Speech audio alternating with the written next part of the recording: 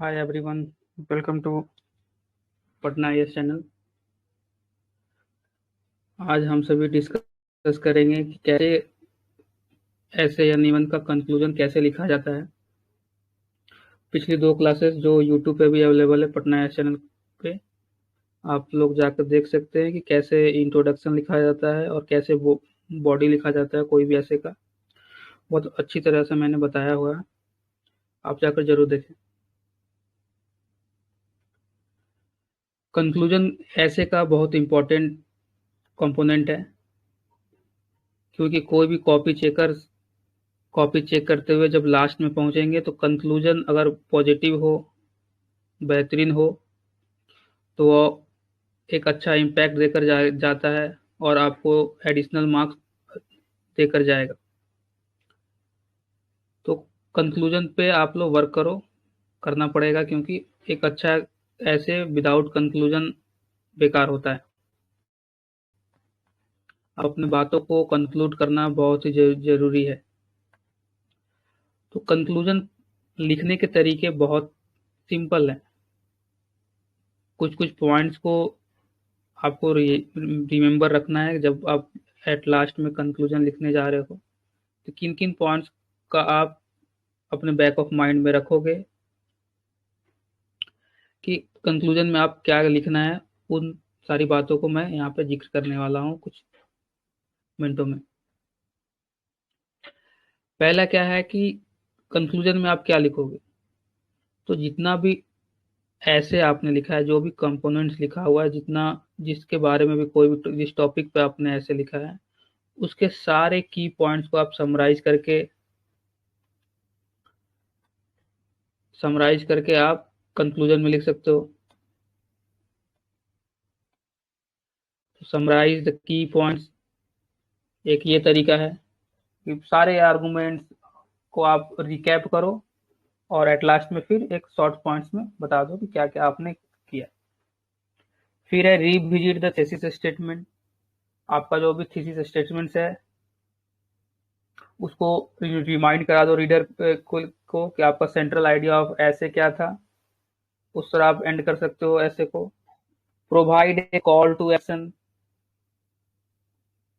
Education मान लीजिए topic है या क्लाइमेट चेंज टॉपिक है, उसको फॉरवर्ड एक्शंस क्या होगा, कॉल टू एक्शन क्या होगा, उसके चेंजेस, उसको उस हेल्थ हेल्थ मान लीजिए हेल्थ का टॉपिक है तो आपका कॉल टू एक्शन क्या होगा कि हेल्थ इंफ्रास्ट्रक्चर बनाया जाए, इंश्योरेंस पॉलिसी वगैरह को सही किया जाए। तो ये क्या होगा, provide a call to action. आप कॉल टू एक्शन बता सकते हैं कंक्लूजन में। कुछ आपके पास थॉट प्रोवोकिंग स्टेटमेंट है, कोई कोट हो, कोई एनिक्डोट हो, कोई पोयम हो, कोई किसी किसी पर्सनैलिटी का कुछ कथन हो, कुछ कहने उन्हें रिसेंटली कुछ कहा है, तो आप उसे कंक्लूजन में मेंशन कर सकते हैं। बहुत अच्छा एंड होता है अगर आप थॉट प्रोवोकिंग स्टेटमेंट लिखोगे तो।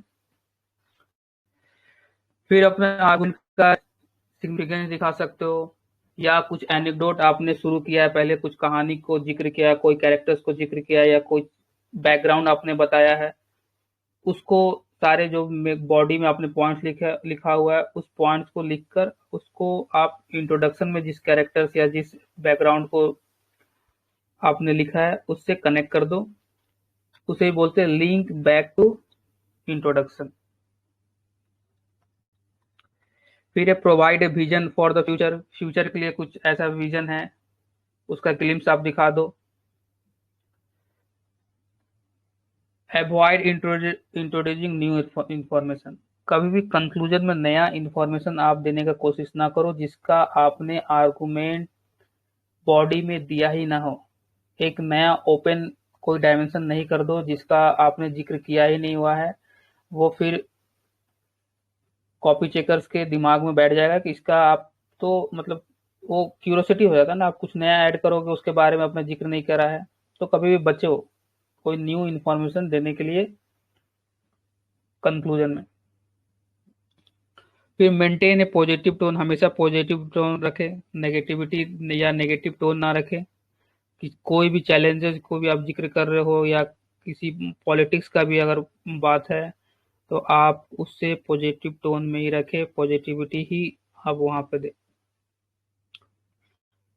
उसके बाद है consider the overall tone of the ऐसे। जो भी टोन है आपका ऐसे का, जैसे कभी होता है कि आप एनालाइज बहुत कर रहे हो, कभी होगा कि आप बस पॉजिटिव ही का जिक्र पूरे ऐसे में किए हो, तो उस टोन को आप मेंटेन रखें। ये नहीं कि बॉडी में आपने किसी और पार्टी का पक्ष ले रखा है, यहाँ पे आप कुछ और बोल रहे हो, बॉडी में बोल रहे हो कि डेमोक्रेसी अच्छा है, और फिर कंक्लूजन में आते आते आप बोल रही हो कि नहीं, डेमोक्रेसी अच्छा नहीं है। तो उस पॉजिटिव टोन को, उस बैलेंस को, उस अलाइनमेंट को आप बना कर रखना है तभी एक लिख पाओ। तो किन किन बातों का आपको ध्यान रखना है, मैंने उन बातों का जिक्र आपके सामने कर दिया है।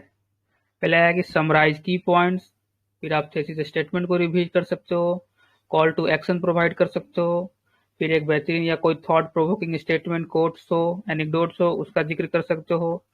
आपका जो भी टॉपिक है उसका सिग्निफिकेंस है उससे एंड कर सकते हो, या इंट्रोडक्शन पे आपने कुछ कैरेक्टर्स या एनेक्डोट इंट्रोड्यूस किया है तो उसको आप लिंक बैक कर सकते हो। फिर एक आप विजन, ऑप्टिमिस्टिक विजन दिखा सकते हो फ्यूचर के लिए, नया इंफॉर्मेशन कंक्लूजन में नहीं देना है, और पॉजिटिव टोन को मेंटेन करना है। इन कंक्लूजन को लिखते समय इन बातों का आप जरूर ध्यान रखें।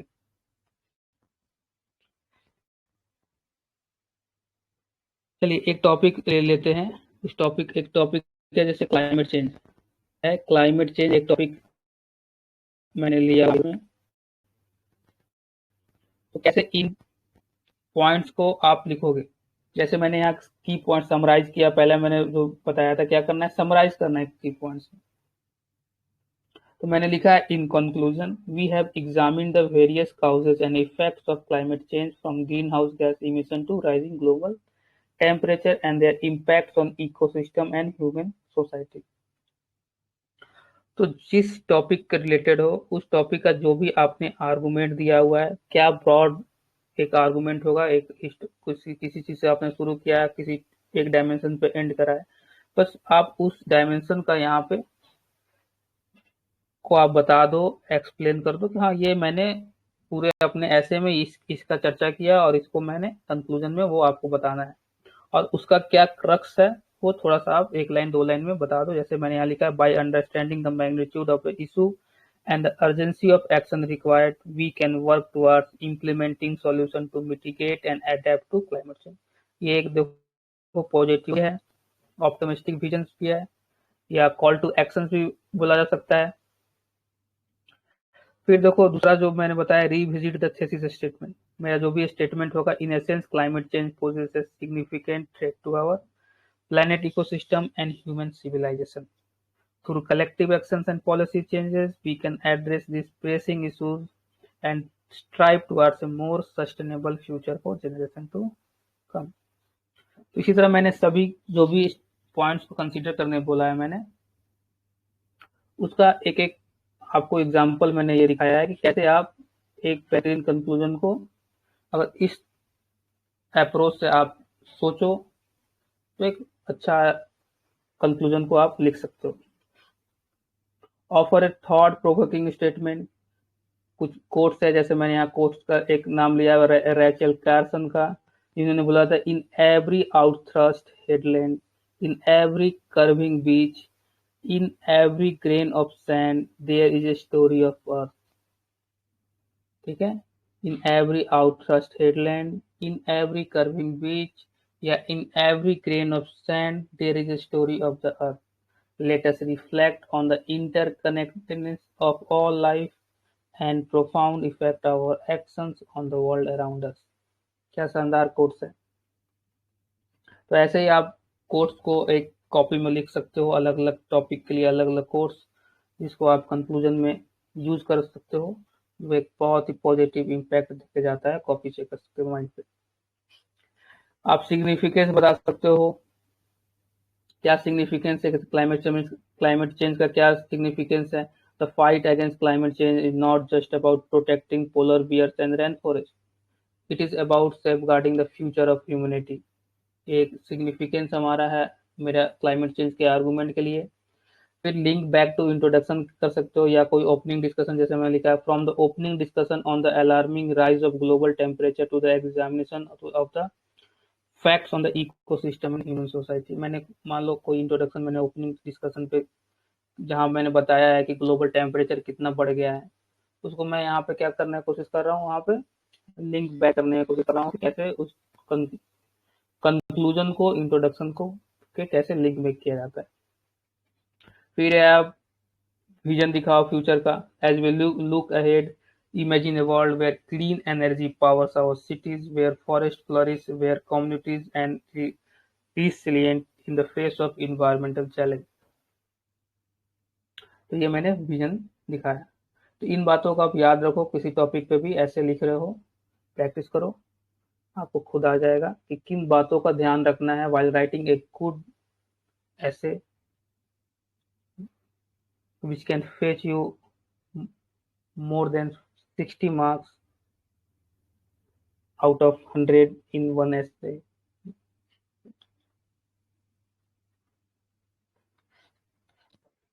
जैसे मैंने इंट्रोडक्शन पे भी एक फ्रेमवर्क दिया था, इंट्रो भी आप मेरे जाके वीडियो देखोगे, यूट्यूब पे भी है, तो आप इंट्रो का भी मैंने एक फ्रेमवर्क दिया हुआ है। उसी तरह मैंने बॉडी का भी डायमेंशन का भी एक फ्रेमवर्क दिया है, जिसको आप यूज करके एक क्वालिटी ऐसे लिख सकते हो। उसी तरह मैंने यहाँ भी आपके लिए एक फ्रेमवर्क कॉपी पेस्ट वाला ऐसे दे दिया है कि आप इस फ्रेमवर्क को यूज करो। जैसे एक फ्रेमवर्क, जैसे इन कंक्लूजन, यहाँ पे आप थेसिस स्टेटमेंट आपको लिखो। Through out the essay we have explored, यहाँ पे फिर उसके बाद आप समराइज कर दो की पॉइंट्स और आर्गूमेंट्स को। इट इज एविडेंट, फिर आप यहाँ सिग्निफिकेंस को बता दो। फिर moving through forward, it is imperative that, फिर offer a call to action, क्या कॉल टू एक्शन है उसको लिख दो। फिर क्या क्या स्पेसिफिक एक्शन आपने लेकर एक पॉजिटिव या डिजायर्ड आउटकम आप लिख सकते हो।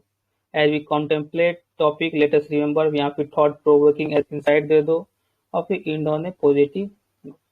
इस फ्रेमवर्क को आप यूज करके कोई भी ऐसे को एंड कर सकते हैं। ये पहला फ्रेमवर्क है। दूसरा है ये इन summary the central thesis of the ऐसे हैज बीन, फिर वही सारे जो मेन पॉइंट्स है, की पॉइंट्स देखोगे आप वही सेम है जो मैंने रेड कलर का कर रखा है पीडीएफ में, आप उसे पढ़ो और उसको जो ये लिखा है जैसे इन summary the central thesis of the ऐसे हैज बीन, उसे आप हर एक ऐसे में सेम रख सकते हो। फिर जो ये अंडर ब्रैकेट जो रेड कलर में मैंने लिखा है, वहां पे जो मैंने लिखा है बस उसको आप टॉपिक के रिलेटेड जो भी उस बात को आप वहां पे लिख डालो।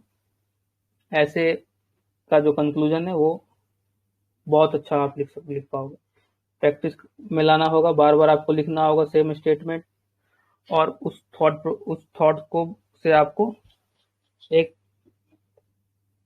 एक या दो पैराग्राफ आपको कंक्लूजन एक बेहतरीन लिखने आ जाएगा। आप अगर इस फ्रेमवर्क को यूटिलाइज करोगे, आप कोई भी स्वतंत्र हो, आप कोई भी कंक्लूजन लिखने से, लेकिन आपको अगर कुछ समझ में नहीं आ रहा है कि मैं क्या लिखूं कंक्लूजन में, तो आप एक फ्रेमवर्क रेडी रखो, क्योंकि एट द एग्जामिनेशन हॉल आप बहुत नर्वस हो गए, और ऐसे is not a cup of T for everyone, सभी के लिए इजी नहीं है ऐसे।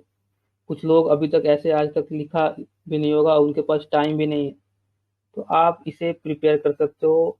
इसे रिमेंबर कर कर आप मॉक टेस्ट में प्रैक्टिस में ला सकते हो। जो भी बताया मैंने, इंट्रोडक्शन का भी आप देखोगे मैंने बताया है, कंक्लूजन का भी अब मैंने बॉडी का भी बताया, बॉडी के डिफरेंट डायमेंशंस का भी मैंने बताया, connecting line, starting line, transition line मैंने बताया है। उसी तरह मैंने कंक्लूजन का भी मैं आपको अभी बता रहा हूँ। इस तीनों चीज को, तीनों जो कंपोनेंट है ऐसे के, उसको आप अगर यूटिलाइज करोगे, मैं प्रॉमिस करता हूँ कि आप बहुत अच्छा लिखोगे। आप एक बार कोशिश करो, लिखो और उसके बाद मुझे सेंड करो, मैं कॉपी चेक कर कर आपको, जिसे भी आप और या किसी और को भी भेजो, तो वो आपको बताएगा क्या आपने लिखा है, क्या बेहतरीन ऐसे आप लिखे हो। It comes only with practice, multiple time practice. You have to write at least 25 to 30 essay before prelims, so you can analyze your strength and weakness, how to write introduction, body and conclusion.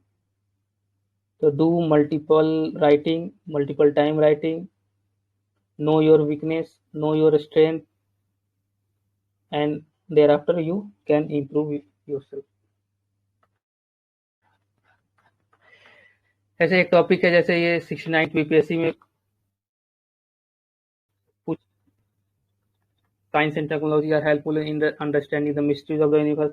मैंने same जो ये framework ऊपर किया है, in conclusion वही framework को मैंने देखो यहाँ पे यूज किया है। In conclusion the central thesis of essay have been indispensable role of science and technology in unraveling the mysteries of the universe।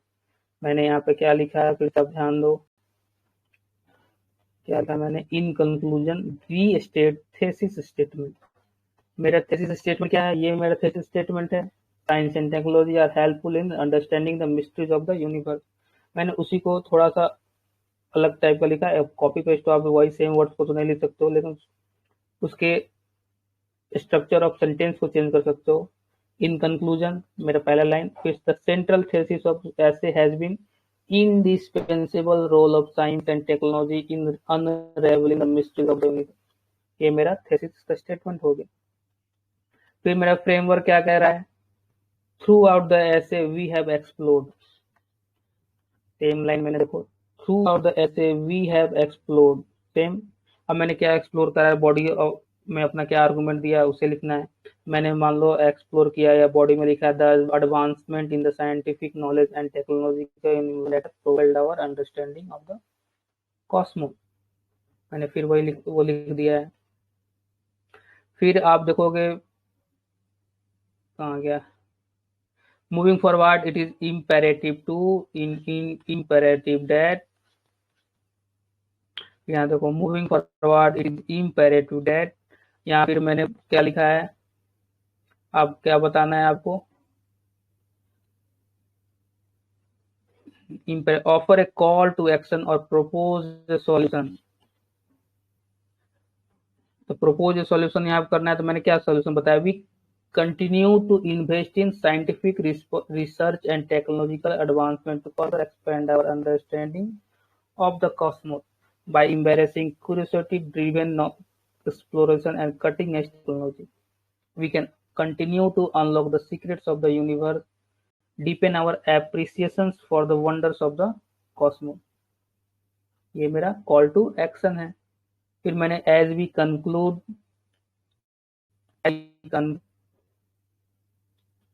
देखो अब दिखा रहा हूँ मैं, एज वी कंटेम्पलेट या कंक्लूड आप लिख सकते हो। एज वी कंक्लूड यहाँ टॉपिक देना है, फिर let us remember thought provoking insight देना है, ठीक है। As we conclude let us ponder the boundless possibilities that await us in the exploration of the universe and remain optimistic about the transformative impact of science and technology on our understanding of the cosmos। आपका without preparing without thinking too much about the conclusion, by the general framework you can write a best conclusion for any type of essay। मैंने यही same conclusion का framework को use करके देखो कितना बेहतर एक कंक्लूजन मैंने एक दो पैराग्राफ का लिख दिया है, जो मैक्सिमम आपको इतना ही नीड है, उससे ज्यादा नीड नहीं। फिर उसी तरह सेकेंड वर्क को मैंने यहाँ दिखाया है। सेकेंड फ्रेमवर्क भी क्या है, to wrap up the overarching argument presented in the essay is, फिर वही है स्टेटमेंट को थेसिस को आपको दिखाना है। फिर फ्रॉम एग्जामिनिंग, फिर मेन पॉइंट्स को, इट इज एविडेंट दैट, फिर reflect on the importance of the topic. मैं ये जब ग्रुप में डाल दूंगा तो आप जरूर पढ़ो और इसको यूज कर सकते हो, यूज कर। यही मैंने फिर यहाँ पे एग्जाम्पल्स में आपको यही यूज करके यहाँ दिखाया है कि इस सेकेंड वाले जो फ्रेमवर्क है उसको आप कैसे यूज कर सकते हो। ये भी टॉपिक 69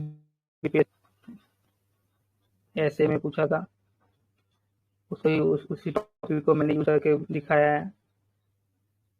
फिर देखो यही भी टॉपिक 69 बीपीएससी का ही है, इसको मैंने यूज करके सेम फ्रेमवर्क में दिखाया है, और ये भी 69 बीपीएससी का ही टॉपिक है,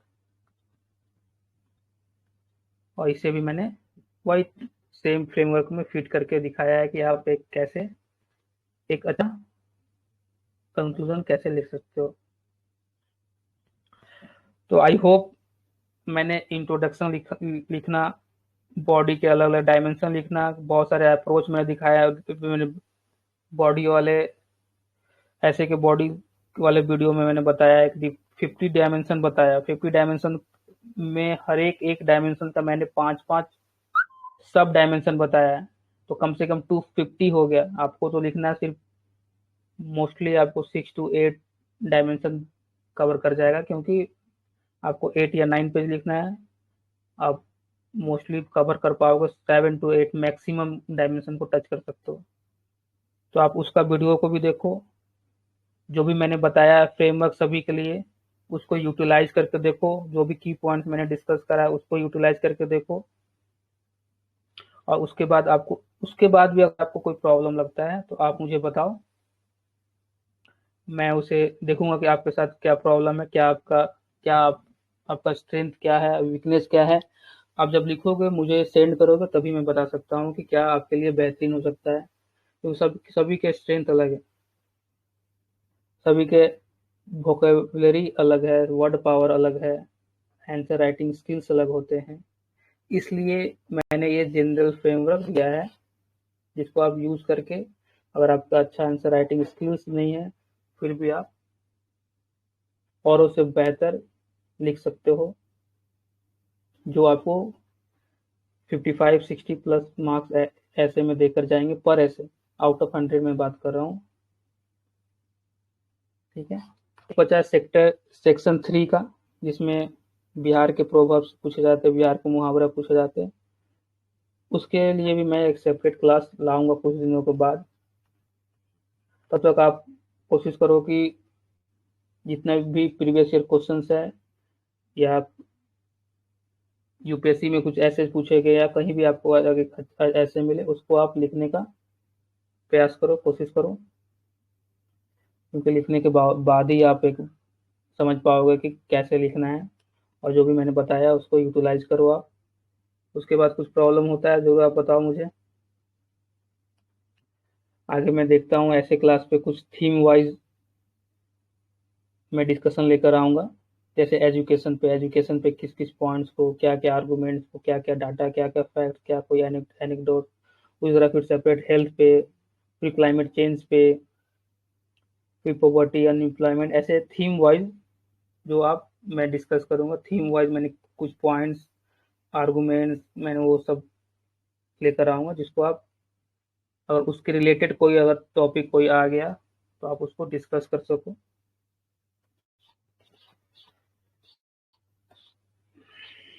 होप आप सभी को क्लास समझ में आई होगी। जिन लोगों ने पहली बार वीडियो कंक्लूजन का देख रखा है, आप उससे मैं रिक्वेस्ट है कि आप मेरे एसेस वाले वीडियोस में जाकर आप इंट्रोडक्शन का वीडियो देखें, उसके बाद बॉडी का वीडियो देखें, और उसके बाद कंक्लूजन का देखें। तभी एक कम्प्रिहेंसिव आपको एक अंडरस्टैंडिंग डेवलप होगी। थैंक्स, होप सभी को आप समझ में आया होगा।